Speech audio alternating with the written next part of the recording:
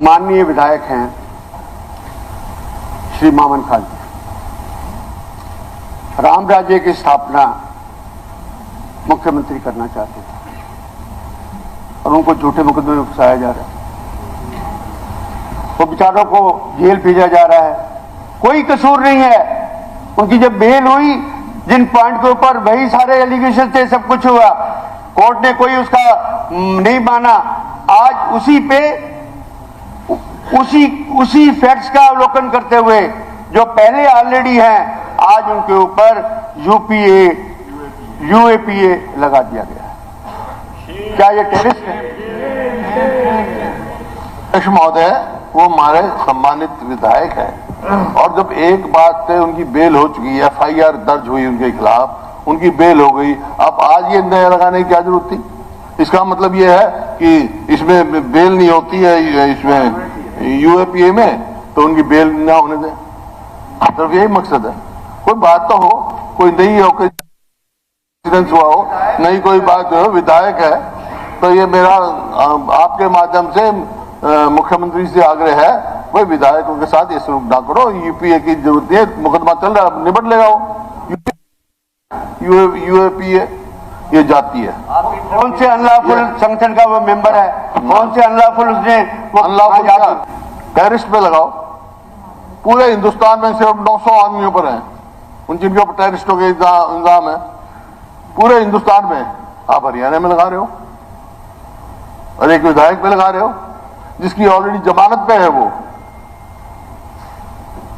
ये तो सचमुच में जाती है अध्यक्ष जी, क्योंकि एक विधायक के ऊपर जो है टेररिस्ट एक्ट आप लगाते हैं, ये तो मेरे ख्याल में इसके ऊपर दोबारा से विचार जरूर करना चाहिए। हाँ, आखिर में मैं कंक्लूड करने से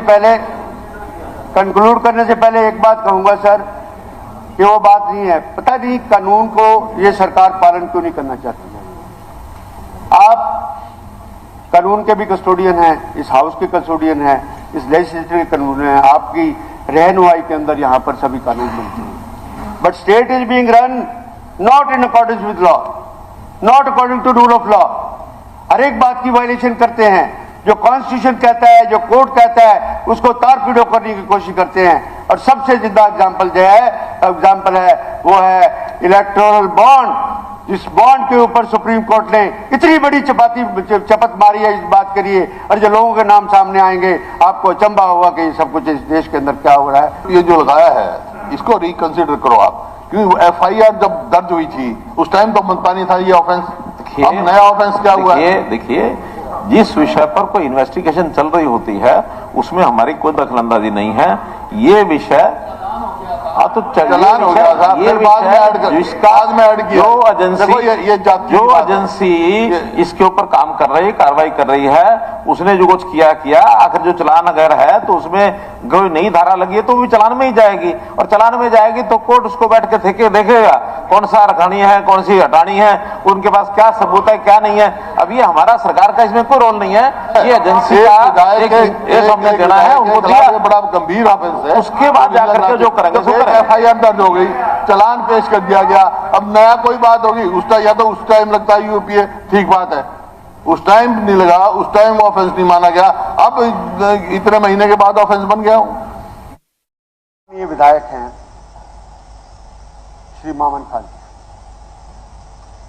राम राज्य की स्थापना मुख्यमंत्री करना चाहते हैं और उनको झूठे मुकदमे में फंसाया जा रहा है। वो बेचारों को जेल भेजा जा रहा है, कोई कसूर नहीं है। उनकी जब बेल हुई, जिन पॉइंट के ऊपर वही सारे एलिगेशन थे, सब कुछ हुआ, कोर्ट ने कोई उसका नहीं माना। आज उसी फैक्ट्स का अवलोकन करते हुए जो पहले ऑलरेडी हैं, आज उनके ऊपर यूएपीए लगा दिया गया है। क्या ये टेररिस्ट है? अध्यक्ष महोदय, वो हमारे सम्मानित विधायक हैं और जब एक बात पे उनकी बेल हो चुकी है, एफआईआर दर्ज हुई उनके खिलाफ, उनकी बेल हो गई, अब आज ये नया लगाने की क्या जरूरत थी? इसका मतलब ये है कि इसमें बेल नहीं होती है, इसमें यूएपीए में, तो उनकी बेल ना होने दें, सिर्फ यही मकसद है। कोई बात तो हो, कोई नई हो, कोई एक्सीडेंट हुआ हो, नहीं कोई बात हो, विधायक है तो ये मेरा आपके माध्यम से मुख्यमंत्री से आग्रह है, वही विधायकों के साथ ये सलूक ना करो। यूपीए की जरूरत है, मुकदमा चल रहा है, निपट लेगा वो। यूएपीए ये जाती है।